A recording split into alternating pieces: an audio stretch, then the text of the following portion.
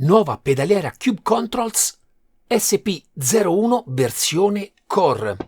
È la nuova pedaliera di Cube Controls con cui vuole aggredire il mercato di fascia più bassa rispetto al suo precedente modello SP01. Ho potuto riceverla in anteprima per poterla testare e così recensire. Ma come dico sempre, banda alle ciance, sigla!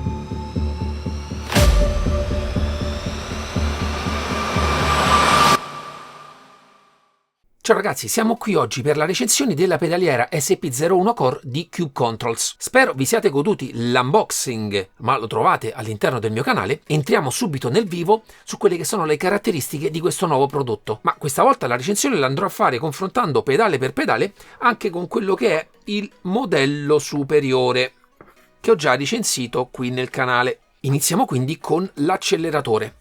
Una struttura tutta in alluminio. In questo caso anodizzato grigio e sempre nella parte sopra serigrafato il logo di Cube Controls.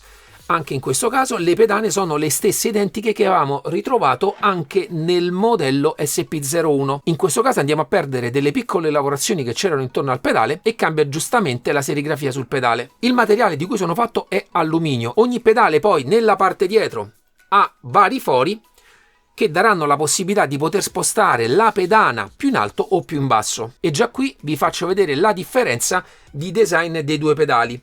Nel modello SP01 abbiamo questa forma un po' più pronunciata verso avanti, in questo caso prende questo tipo di forma qua. Anche se la lavorazione rimane pressoché identica, con il pedale totalmente scavato nella sua parte interna.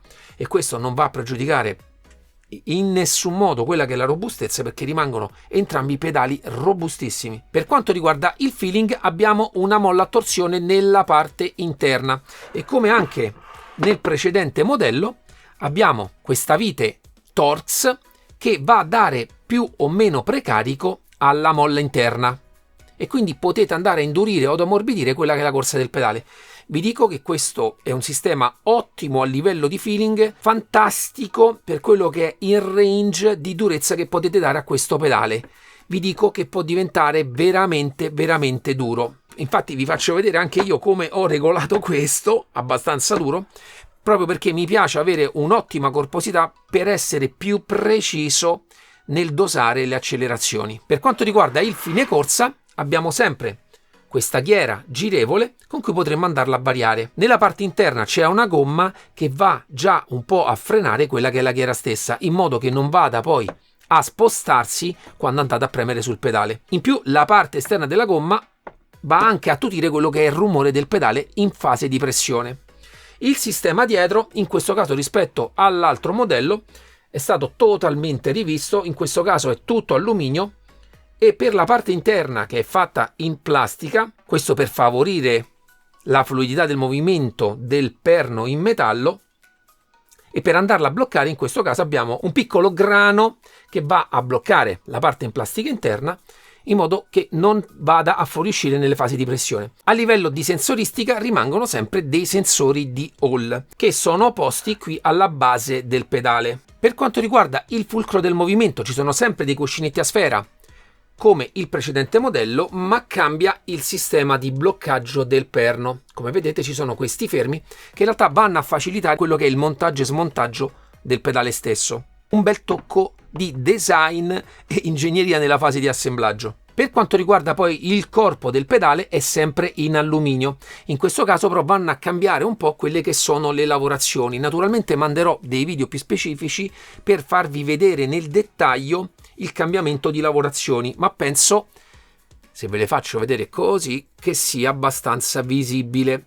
La linea rimane pressoché identica, cambiano soltanto alcune rifiniture. Al pedale poi potete aggiungere delle staffette hanno queste asole da un paio di centimetri con cui potete spostarle più avanti e più indietro e andarle a posizionare nella vostra postazione. Faccio presente che sono praticamente identiche a quelle che erano quelle del modello precedente. Per avere il pedale in posizione totalmente verticale io le ho posizionate al secondo foro. Nel caso vogliate il pedale un pochino più spostato verso dietro, mettetele più in basso. Nel caso lo vogliate, ma personalmente ve lo sconsiglio, il pedale ancora più inclinato verso dietro, dovrete per forza invertire le staffette e montare la parte con più fori nella parte davanti e quella con singolo foro nella parte dietro. Le asole sono M5 e all'interno della confezione troverete gli inserti per canale da 8 da poter utilizzare per montarla. Come ho già detto, l'elettronica è contenuta tutta all'interno del pedale e ha una risoluzione a 16 bit e proprio dietro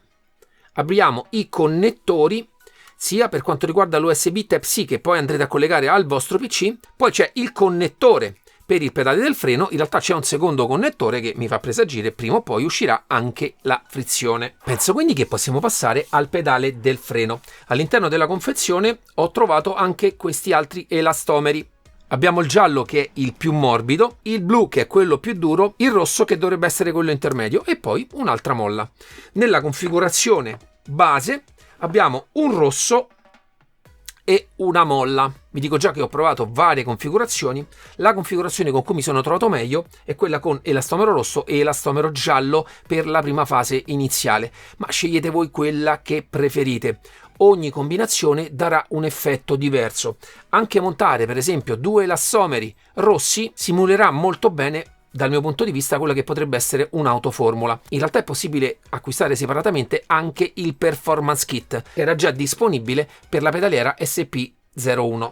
A livello di form factor del pedale è praticamente identico nella struttura a quello dell'acceleratore. Per prima cosa, come ho detto, andate sempre a regolarvi quella che è l'altezza del pedale, si svitano le due viti Torx nella parte interna dietro al pedale e andate a spostare la pedana come meglio preferite. Per quanto riguarda il funzionamento, in questo caso abbiamo una cella di carico da 200 kg. Rispetto al modello SP01, in questo caso la forza generata sugli elastomeri va direttamente a scaricarsi sulla cella di carico che è posta qui sotto. Vi faccio vedere anche una piccola differenza con l'altro modello che in realtà andava a lavorare in modo rotativo rispetto alla cella di carico e come vedete nella parte qui della piastra dove è montata la cella di carico, in questo caso giustamente hanno aggiunto una parte di piastra che aiuta a non far flettere troppo la parte della cella di carico. Avevo fatto già degli esperimenti con la pedaliera SP01, andateveli a ricercare all'interno del mio canale.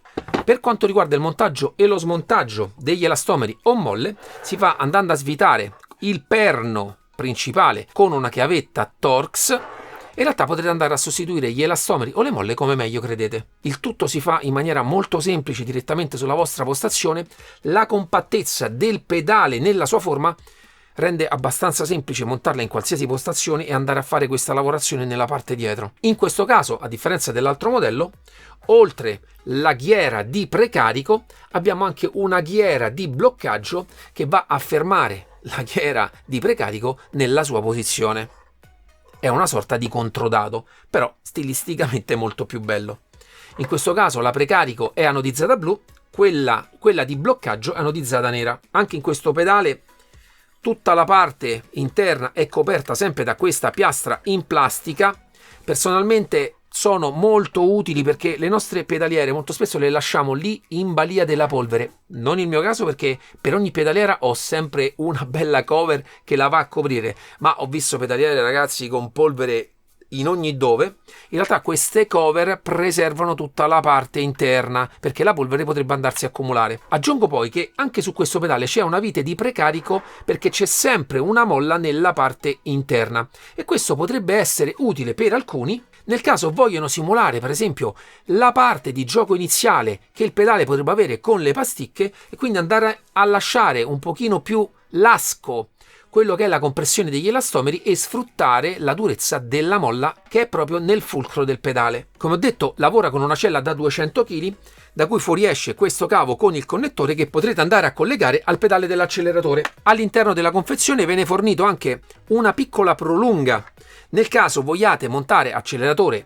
e freno in modo più distante. Aspetto sempre importante di qualsiasi prodotto è la parte del software, ma ho fatto un piccolo video per voi.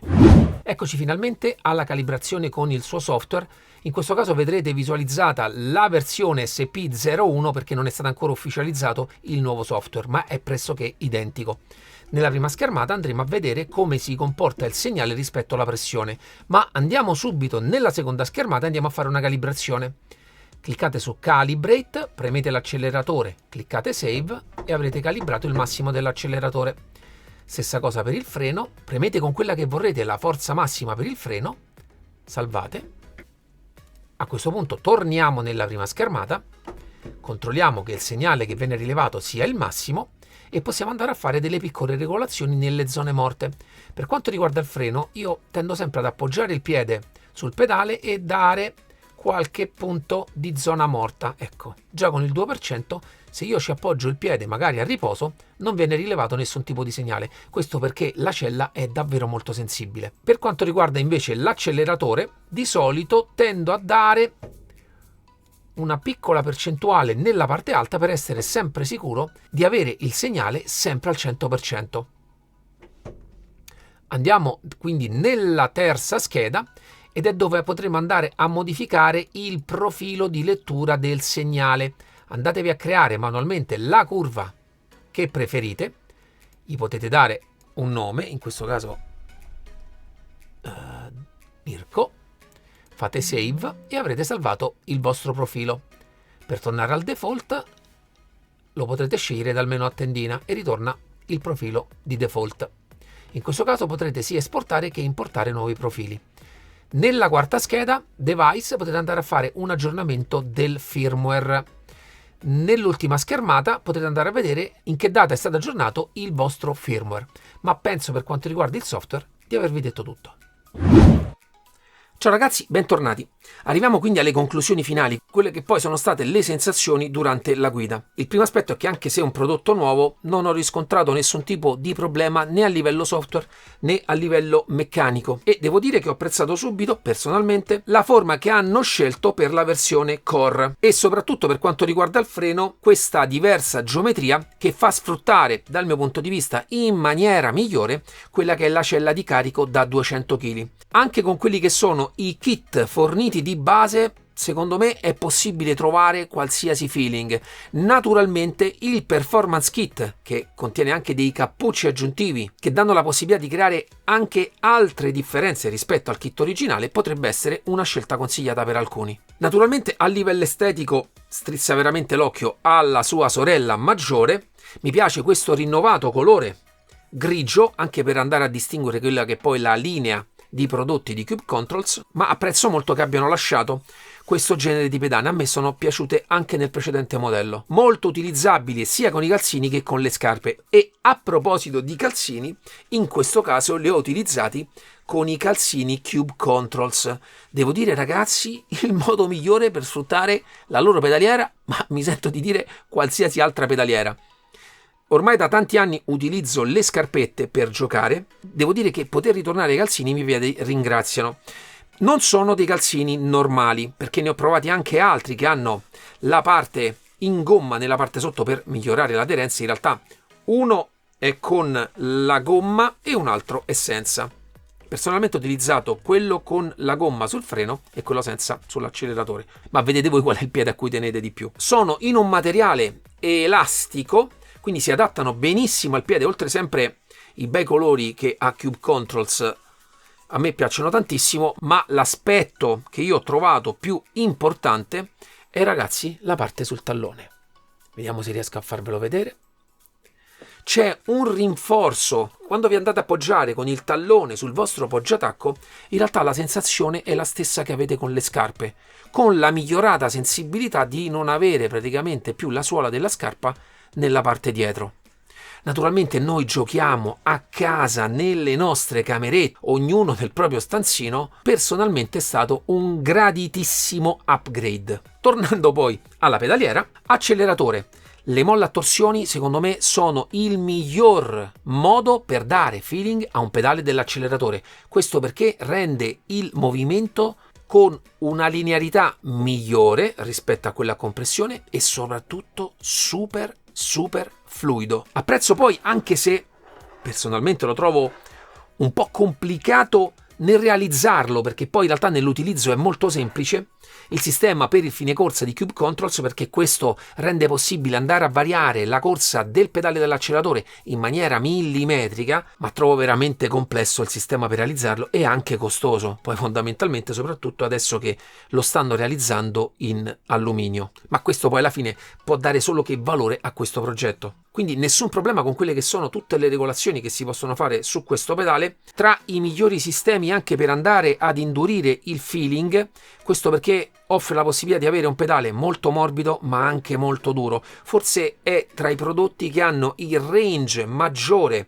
tra morbidezza e durezza che io abbia provato. E soprattutto la cosa interessante, senza andare a cambiare molle. Per quanto riguarda il freno, naturalmente avendo già provato la SP01 e in realtà in questo caso avevo anche apprezzato questo damper idraulico fantastico, ma poi a livello di feeling reale devo dire sono pressoché identiche e quindi sapevo già come andarmi a muovere con la scelta degli elastomeri. Infatti questa è ancora regolata come ce l'avevo io, con il giallo e il rosso, che poi è stata la configurazione con cui ho utilizzato nella maggior parte dei casi il pedale del freno. Il segnale è super pulito, ci ho fatto 2 gare di un campionato che sto facendo, si è comportata davvero bene. In questo caso non è stata per me una grande novità, perché avendo già provato per tanto tempo anche l'altro pedale, a livello di feeling, avendo trovato subito quella che è la combinazione di elastomeri migliore per me, ho trovato subito il feeling adatto alla mia guida. Come ho detto però, andando a variare quelli che sono le molle o gli elastomeri, credo che chiunque possa trovare il giusto feeling per sé. Ci sono ormai nel mercato tantissime pedaliere che hanno questi sistemi, queste elettroniche. Anche il feeling sul pedale del freno è sempre una cella di carico con elastomeri.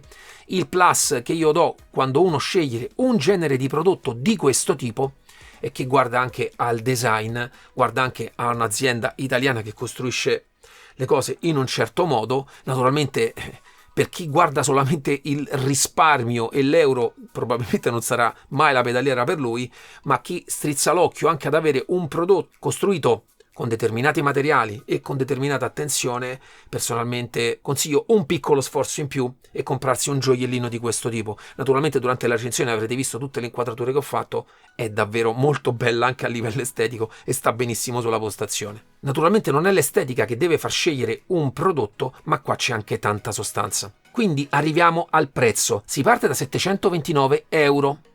Un bel taglio rispetto all'SP01 e quindi penso che farà gola a molti di voi. Naturalmente fatemi sapere nei commenti cosa ne pensate di questo nuovo prodotto, se magari avevate anche il precedente modello. Naturalmente ringrazio sempre Cube Controls di credere nel mio canale e darmi la possibilità di recensire, in questo caso anche in anteprima, quello che è il suo nuovo prodotto. Ragazzi, ci vediamo alla prossima, ciao!